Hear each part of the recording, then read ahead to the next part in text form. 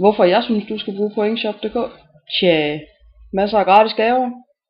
Nu har jeg været medlem af en del år, og har da også hævet noget hjem til hylden med både NCIS og CSI, og Bogens faktisk også, og noget private practice. Ja, jeg er serieafhængig.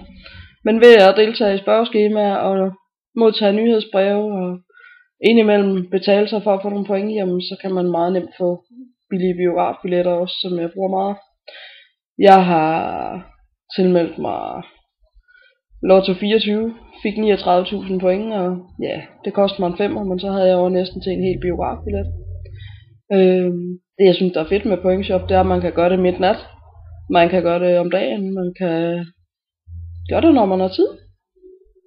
Det jeg synes der er knap så fedt, det er at de fleste spørgeskemaer de efterhånden ligner hinanden, men har man set lidt af spørgeskemaerne, så ved man da hvad man skal svare frem efter.